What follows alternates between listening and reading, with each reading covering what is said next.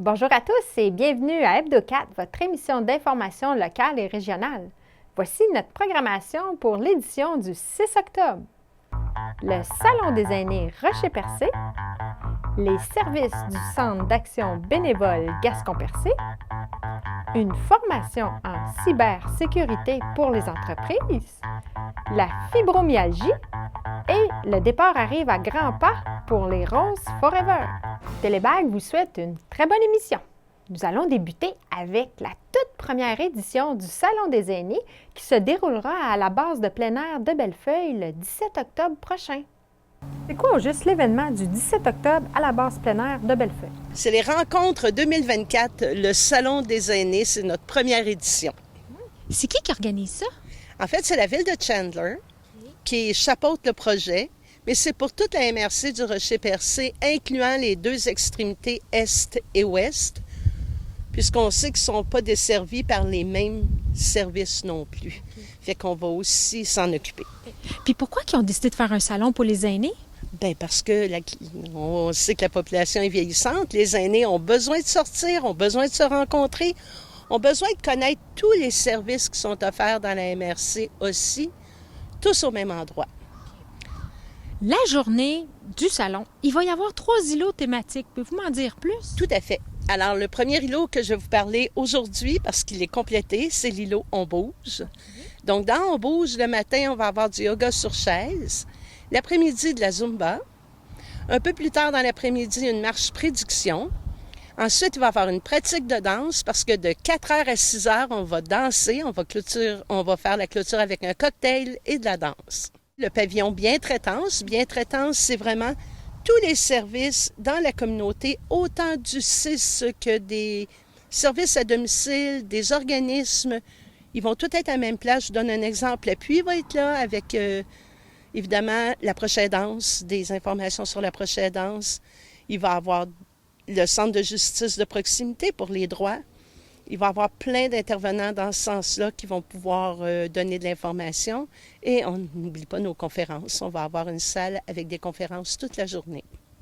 Puis qu'est-ce qui va se dérouler au Salon MADA?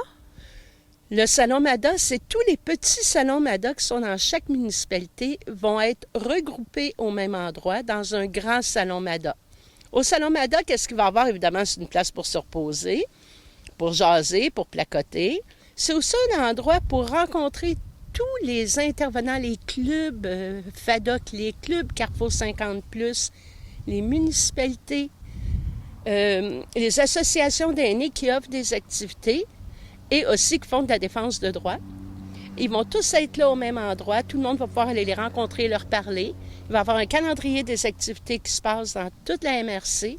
Et les aînés vont savoir où aller s'ils ont envie de manger ou de danser. Et aussi, dans le Salon MADA, j'ai oublié un petit bout, on va avoir Espoir câlin avec de la zoothérapie et des conseils pour quelqu'un qui voudrait adopter un chat ou un chien, par exemple. Est-ce que ça va être gratuit? Tout est gratuit, aucune vente. Même les clubs n'auront pas le droit de vendre leur carte de membre. C'est totalement gratuit. Comme je dis aux aînés, quand je les rencontre, vous pouvez laisser votre portefeuille chez vous. Va-t-il avoir des choses pour manger? Absolument. On a le pavillon On mange, où est-ce qu'il va y avoir les petits plats givrés des centres d'action bénévole. Il va y avoir aussi des tables en libre-service où les gens vont pouvoir manger des fruits, possiblement d'autres choses, là, des surprises à venir. On vous invite, on veut vous voir en grand nombre. C'est notre première édition. On espère la renouveler d'année en année. Bien, merci. Ça me fait plaisir. Un centre d'action bénévole est indispensable dans nos communautés. Télévague a rencontré 3 sympathiques intervenantes au centre d'action bénévole Gascon-Percé qui nous parlent de leurs services. Pouvez-vous nous expliquer le rôle d'un centre d'action bénévole dans sa communauté? On offre beaucoup de services. Premièrement, accompagnement médical. Okay. Une personne âgée a besoin de se rendre chez un médecin, n'a pas d'auto, n'a pas de moyen de transport pour y aller, peut appeler ici et on va faire un jumelage avec un bénévole qui va l'accompagner. Je dis bien accompagner. Donc, le bénévole ne reste pas assis dans l'auto. Il accompagne la personne à son rendez-vous, de A à Z, jusqu'à la maison. Okay. Ça, c'est l'accompagnement médical. Popote roulante, 2 midis par semaine, un repas chaud le midi. Ça le dit. Par contre, il y a des listes d'attente, mais moi, j'aime J'aime bien faire attention à dire aux gens que ce n'est pas fait pour tout le monde, la popote roulante. Okay. Vous mangez pas qu'est-ce que vous voulez quand vous voulez. Vous mangez qu'est-ce que le traiteur envoie. Et nous, on n'est pas au courant des menus. C'est qui les prépare? On a différents, tout dépendant des secteurs. On en a un à Grande-Rivière, on en a un à Chandler, on en a un à Port-Daniel aussi. Okay. Pour tout desservir la MRC qui est quand même grande. Mm-hmm. Fait que, par contre, on a les plats congelés. Le givré qu'on appelle, ça, les gens, ils peuvent venir en chercher ici au Centre d'action bénévole. C'est 5 $ le plat. Ils en prennent la quantité qu'ils veulent. Ils mangent ce qu'ils veulent. Hein? Moi, si à soir, ça me tente de manger un spaghetti puis toi un ragoût, mais hein, on chicanera pas, on va avoir chacun notre plat. Puis, y a-tu des critères pour ça? Bien, c'est toujours les critères gériatriques. Hein? On reste pour les aînés. Et post-opératoire. Okay. Hein? Quelqu'un qui se fait opérer un genou ou les poignets, les tunnels carpiens. C'est pas évident d'aller se faire à manger après. Fait que le service des plats congelés peut exister pour ça. Aussi, on a l'ITMAF, qui est moi. Moi, j'écoute les gens, je les accompagne et je les réfère au bon endroit où ils ont besoin d'être. Parce que souvent, c'est mélangeant les choses. J'aide beaucoup aussi pour remplir des formulaires. C'est pas évident de remplir les formulaires que les gouvernements peuvent nous envoyer. Ça peut être redondant. On comprend pas toujours le mot, le terme. Fait qu'ils viennent me voir, je fais beaucoup ça. Je me rends à domicile. On a aussi le service de l'appui. Une personne proche aidante, c'est une personne qui prend soin d'une autre personne. Ça peut être un membre de la famille, un voisin, un ami. Ça peut prendre vraiment diverses formes. Nous sommes au Centre d'action bénévole, mais je travaille en partenariat avec l'appui aux proches aidants. Donc, moi, j'offre du soutien psychosocial, du répit à domicile. J'organise aussi des cafés-rencontres. Puis aussi, je m'occupe de faire des références. On a aussi la ligne Info Aidant que les gens peuvent, dans le fond, téléphoner jusqu'à 20h le soir, qui est le 1-855-852-7784. Puis, il y a aussi des intervenants en ligne à l'appui.org. Vous pouvez nous suivre sur la page Facebook du Centre d'action bénévole parce qu'on a souvent des activités comme des cafés-rencontres, des séances d'information. Donc, si vous voulez vous joindre à d'autres proches aidants, ce serait l'occasion pour le faire. Si on retourne aux petits plats givrés puis la popote roulante, là, c'est-tu des plats santé, équilibrés? C'est équilibré. La popote roulante, c'est la soupe, le plat principal et le dessert. Okay. Le plat givré, c'est le plat principal. Nos livreurs de popote, c'est nos yeux, c'est nos sentinelles sur la route. Okay. Fait que eux autres, quand ils constatent des choses, ils vont nous appeler puis ils vont nous dire qu'est-ce qu'ils ont constaté. Et nous, on va aller vérifier ou on va référer à la bonne personne. Les visites amicales, c'est un service qu'on a au Centre d'action bénévole. Et c'est souvent soit les personnes même ou référées par le CLSC ou l'Association des aînés. Donc, c'est une aînée seule, vulnérable, isolée, qui ne voit pas beaucoup de monde, qui a besoin de jaser. Donc, les visites amicales, assez souvent, ça va être une fois semaine, 2 heures, la tranche de visite. Et on jumelle un ou une bénévole avec la bénéficiaire ou le bénéficiaire dans le meilleur des mondes. Je travaille toujours pour qu'il y ait quelqu'un qui concorde avec la personne. Lors des visites amicales, c'est de jaser. Le ou la bénévole peut emporter des jeux ou des trucs comme ça, aller prendre de l'air dehors, aller faire une marche. Et moi, j'insiste souvent au niveau des bénévoles à leur dire de trouver justement quelque chose pour aller chercher un certain intérêt positif à la personne. Présentement, avez-vous besoin de bénévoles? Écoute, comme à chaque fois qu'on te voit, on parle de recrutement. C'est toujours encore demi. On a besoin. Par contre, on focus beaucoup sur Percé et Gascon, qui sont les extrémités de nos services. Puis, faut vraiment trouver de jeunes bénévoles là, pour tout le secteur, mais beaucoup plus pour Percé et Gascon. Doit-on offrir un nombre minimum d'heures par semaine pour faire du bénévolat? Ah, pas du tout. Exemple que tu pourrais venir nous voir et dire, moi, je veux m'impliquer, mais je travaille telle journée ou dans le formulaire, c'est le jour ou le soir. On a une petite coche pour la fin de semaine, mais c'est très rare, c'est jamais arrivé, mais c'est super flexible. Fait que si la personne a juste une journée ou une après-midi, mais c'est déjà un beau plus pour nous autres, pareil, là. Comment ça fonctionne si on veut devenir bénévole? Vous passez à nos bureaux, vous pouvez nous appeler ou on prend un rendez-vous, vous venez à nos bureaux. On vérifie les antécédents, on remplit la documentation. Vous avez un portfolio avec un petit peu de lecture.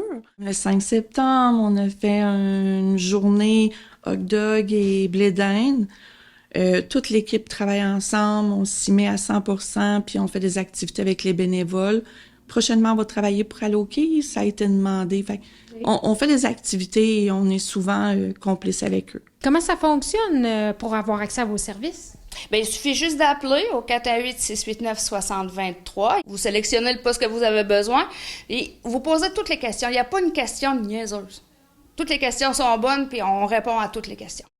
La directrice générale de la Chambre de commerce et d'industrie Baie-des-Chaleurs, Valentine Palma, nous renseigne sur leur mission et de l'atelier cybersécurité offert prochainement. Pouvez-vous me parler du rôle de la Chambre de commerce dans Baie-des-Chaleurs? Alors, le rôle de la chambre, c'est assez vaste. Des fois, ça peut être de mettre des différents membres ensemble pour créer peut-être des opportunités d'affaires. Ça peut être aussi de leur offrir de la visibilité via les différents événements. Mais c'est également et surtout un de nos plus gros rôles, c'est de les représenter sur des enjeux qui les touchent comme le logement, les garderies ou encore les enjeux de main-d'œuvre qu'on connaît présentement. Bien, pour soutenir les entreprises, vous offrez des formations. Il y en a une justement le 10 octobre. Oui, absolument, qui va parler un peu plus de la loi 25 en lien avec la sensibilisation à la cybersécurité. C'est quoi en détail la loi 25? Dans le fond, la loi 25, c'est assez simple, c'est qu'à partir du moment où une entreprise fait affaire avec des Québécois, peu importe son service et recueille de l'information à propos de cette personne-là, elle doit avoir certaines règles pour garantir de quelle manière elle conserve de manière sécuritaire ces données-là. Donc, il faut qu'elle mette des choses en place pour montrer qu'elle fait face aux menaces, qu'elle sensibilise ses employés à conserver cette donnée de manière sécuritaire. Et finalement, ben en fait, via cet atelier-là, donc ça va être un peu ça, voir quelles sont les menaces, quels sont les outils, si on est attaqué, puis de voir quelles sont les ressources disponibles pour mettre en place des choses. Puis ça va être à quel endroit? Ça va être à la salle multifonctionnelle à Caplan. C'est ouvert aussi aux membres. Il y a juste un tarif qui est différent pour les non-membres, mais les non-membres sont tout à fait bienvenus. Puis ça serait quoi les avantages d'être membre de la Chambre de commerce? Ben, comme j'ai dit un peu tout à l'heure, au niveau de la visibilité, ça c'est comme par exemple le gala qui s'en vient lors de nos déjeuners, qu'on leur offre la possibilité à nos membres de prendre la parole, de poser leur candidature pour l'entreprise du mois ou comme pour le gala pour postuler pour les différentes candidatures qu'on a. Des fois, ça va être des avantages aux membres aussi qu'on offre, comme notamment le webinaire qui s'en vient bientôt à propos des appels d'offres. Donc, ça va être des tarifs préférentiels sur ces avantages-là. Puis des fois, ça va être de leur créer des opportunités, puis des choses qui vont être un peu plus au courant de manière plus VIP que des non-membres qui n'auront pas l'information, par exemple. Okay. Mais le webinaire informatif, c'est quelle date, ça? Alors, si je dis pas de bêtises, je pense que c'est le 17 octobre. Puis c'est ça, c'est sur l'heure du midi, donc c'est vraiment pour voir quelles entreprises, non pas surtout au milieu industriel, mais il y a peut-être des entreprises qui pourraient être touchées par ce besoin-là, puis qui pourraient être intéressées de ce côté-là. On va cliquer un lien sur votre site Internet pour avoir accès? Oui, absolument. Dans le fond, dans notre rubrique calendrier, on a tous nos événements qui sont identifiés. Puis il suffit aux gens juste de cliquer dans la barre plus d'informations pour retrouver toute l'information. Pourquoi vous organisez des déjeuners à faire? Les déjeuners d'affaires, on les organise parce que les gens aiment beaucoup se retrouver puis pouvoir rencontrer des nouveaux membres, jaser, parler de leurs nouveaux projets. Puis on voit vraiment que le besoin de réseautage est là. Puis je pense aussi que c'est assez important lorsqu'on fait, exemple, le prix de l'entreprise du mois. Les gens aiment, je trouve ça challengeant de faire comme un pitch devant d'autres gens.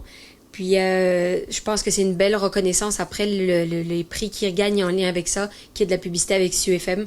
Donc ça, c'est un bel avantage donc de pouvoir faire rayonner un peu plus son entreprise tout à fait gratuitement en étant membre. Vous avez même créé un aile jeunesse? Oui, ça fait un petit moment que l'aile jeunesse fonctionne.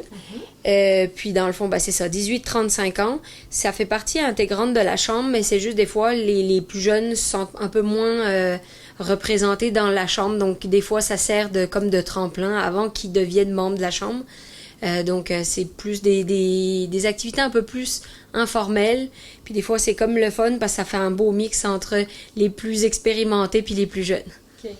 Parlez-moi donc de votre campagne achat local.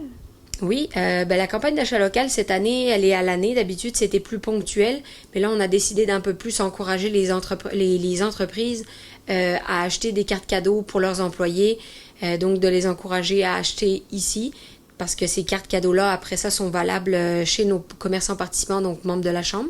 Donc, comme ça fait de l'argent qui reste dans la baie des Chalots puis qui fait fonctionner tout le système d'économie. Présentement, on a nos candidatures qui sont ouvertes encore jusqu'au 4 octobre pour le gala reconnaissance. Donc ça, c'est une super belle visibilité pour les gens, qu'ils soient finalistes ou lauréats.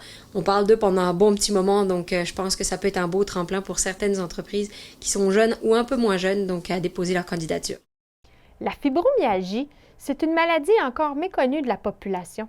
Cathy Édith Lacroix, adjointe administrative à la Société québécoise de la fibromyalgie, nous en apprend davantage sur cette maladie. Pouvez-vous nous expliquer en quoi ça consiste, la fibromyalgie? La fibromyalgie, c'est une maladie qui, par exemple, va survenir dans les cas de choc, que ce soit l'accouchement, tu sais, des gros stress, là, un accouchement, un deuil ou un accident, quelqu'un qui tombe, comme moi, ça m'est arrivé. Je suis tombée du travail en 2013 sur la tête et c'est en 2016 qu'ils ont diagnostiqué la fibromyalgie. Et ça peut être aussi, des fois ça peut survenir puis la personne n'arrive pas à voir qu'est-ce qui aurait causé ça. Puis les gens qui font par exemple de l'arthrose ou qui, comme moi, avaient une maladie osseuse déjà au départ ou le lupus, sont prédestinés, selon les chercheurs, à avoir la fibromyalgie. Fait qu'il suffirait d'un stress, d'un choc, et ils sont déjà prédestinés parce que leur corps est déjà en souffrance régulière. C'est quoi les symptômes les plus fréquents? OK, parce qu'il y en a énormément de symptômes. Je dirais la migraine, on la retrouve souvent. L'insomnie, c'est courant. Des douleurs diffuses partout. Par exemple, la personne aurait un choc, se cognerait quelque part. Ben, c'est très possible que le lendemain ou les heures qui vont suivre, elle a une douleur qui se répand à la grandeur, les spasmes dans les jambes sans repos qu'on appelle, c'est des spasmes, c'est des chocs électriques, c'est incroyable à quel point ça fait mal. Moi, j'ai eu ça pendant longtemps. J'ai trouvé des solutions pour diminuer ces douleurs-là. Puis chaque personne peut trouver des solutions différentes. Il y a aussi le brouillard cérébral. OK. Le brouillard cérébral, c'est... T'as comme l'impression que t'es sur un lendemain de veille, mais pendant des jours et des fois des semaines. Et c'est pire quand t'es fatigué que t'as fait de l'insomnie. Quand tu fais de l'insomnie, le corps est moins reposé, les douleurs sont plus présentes au réveil. C'est surtout le matin, quand les gens se lèvent, que les douleurs, là, c'était comme l'impression que tu ne pourras jamais te lever de ton lit. Là. C'est comme si quelqu'un t'aurait broyé les os là, durant la nuit. Puis là, tu essaies de décoincer tout ça, tu essaies de bouger. Et puis il y en a des fois là, que leur énergie, il y a de la fatigue chronique. Leur énergie est très, très limitée. Est-ce que c'est une maladie qui est difficile à diagnostiquer? Pour l'instant, oui. Parce que la personne va arriver et elle va nommer 1 ou 2 symptômes qui sont vraiment majeurs. Alors, le médecin va devoir y aller par élimination, voir si ce n'est pas une autre maladie. Parce qu'il y a beaucoup de symptômes qui ressemblent à d'autres maladies connues. Okay. Et c'est pour ça que nous, on parlait avec une dame qui, elle, avait trouvé une solution à ça. Mm-hmm. Elle avait dressé une liste de tous ces symptômes sur 1 mois. Et c'est quand les périodes qu'elle les avait, ces symptômes-là, puis en voyant ça, en emmenant cette liste-là au médecin, le médecin a fait « Ah, OK, mais là, c'est à ça, c'est pas ça, c'est à ça, c'est pas ça. » Fait que c'était plus facile pour le médecin de pouvoir un peu analyser la situation. Présentement, il n'y a pas de prise de sang, il n'y a pas de test miracle. Mm-hmm. Par contre, la science avance. Ouais. Et en 2023, je pense que c'est le docteur Alain Moreau qui a trouvé des biomarqueurs différents chez les personnes qui ont la fibromyalgie que chez d'autres personnes. Et l'hiver dernier, les recherches ont sorti, des chercheurs ont sorti que le microbiote, les bactéries intestinales que tout le monde a pour le développement, ben, le microbiote des personnes qui ont la fibromyalgie est complètement à l'opposé des gens qui n'ont pas la fibromyalgie. Fait que c'est pas homologué encore, c'est encore en... Tu sais, les papiers de recherche sont sortis seulement depuis 1 an, alors ça va prendre un peu de temps avant qu'ils trouvent comme le moyen de diagnostiquer ça, de voir les biomarqueurs facilement. Et quand il va y avoir un diagnostic plus facile, il va y avoir également des traitements plus faciles. Oui, mais est-ce que ça se guérit, la fibromyalgie? Non. Non. Non. C'est comme l'arthrose un peu, ça se guérit pas. Puis, avez-vous une idée, il y a combien de Canadiens qui en souffrent? Selon Statistique Canada, il y a 2,2% de Canadiens qui souffrent de la fibromyalgie. Prochainement, vous allez offrir des rencontres d'information sur ce sujet-là? Le 9 octobre à 18h30 à la bibliothèque de Passepébiac, je vais faire une rencontre d'information. Je vais expliquer c'est quoi la fibromyalgie. Je vais expliquer l'avancement dans la science, mais je vais donner aussi des pistes de solutions qui sont reconnues par les gens atteints de fibromyalgie, mais aussi par les rhumatologues. C'est des conseils par les spécialistes de la douleur chronique. Alors, c'est des trucs qui peuvent très bien marcher pour un, pas nécessairement beaucoup pour un autre, mais moi je dis toujours, servez-vous de votre corps comme cobaye, puis vous allez être correct, vous allez trouver vos pistes de solutions. Alors, 9 octobre à la bibliothèque de Passepébiac, le 29 octobre pour les membres seulement à Contrevents et Marées à Chandler, et puis le 31 octobre au collectif alimentaire. Je dis dès midi parce que c'est tout de suite après la soupe communautaire. J'invite les gens à visiter la page Facebook Société québécoise de la fibromyalgie. Vous allez trouver là-dessus une foule d'informations. Si vous avez des questionnements, notre site internet www.sqf.québec. C'est une petite mine d'informations là, vraiment intéressante. Puis si jamais il y a des organisations, il y a des lieux qui voudraient se faire des groupes, ben vous pouvez nous écrire à info@sqf.québec. C'est au mois d'octobre le grand départ de Joël Cousineau et des Roses Forever pour effectuer un trek dans le désert. Écoutons Madame Cousineau nous raconter leurs derniers préparatifs. Bonjour Joël. Bonjour. Pouvez-vous me faire un petit rappel, c'est quoi que vous voulez accomplir avec les Roses Forever? Les Roses Forever, d'abord, c'était 3 filles qui ont décidé de relever un défi dans le désert du Sahara, au Maroc très exactement. 6 jours de randonnée à pied dans le désert du Sahara. Pourquoi? Pour prouver que l'exercice physique repousse les maladies aussi importantes que celles du cancer, entre autres. Puis, on a associé ça à une levée de fonds. En même temps, on a fait les deux, l'entraînement pour le 6 jours de randonnée et puis une levée de fonds pour le département d'oncologie, hôpital de Chandler et l'hôtellerie Omer Brazo à Rimouski. On était 3 filles. C'était un trek solidaire et féminin. Mais finalement, beaucoup de changements sont survenus et on a décidé ensemble de faire un trek mixte. Et puis, on pouvait accueillir 3 autres trekkers, ce qu'on nous avons fait. Donc, on a maintenant Louise de la ville de Caplan, en Gaspésie, qui s'est joint à nous. Et on a Virginie de la ville de Rimouski, qui s'est joint à nous, ainsi que Marcel Pichette de Chandler qui s'est joint à nous. Donc, on est au total 6 randonneurs. Okay. Votre départ arrive à grands pas. Comment vont vos derniers préparatifs? Ouf! Technique, difficile. C'est la première fois que nous faisons une randonnée, dans le cas des 3 premières filles, là. Très technique, des petites choses qui manquent, qu'on ne trouve pas nécessairement en région.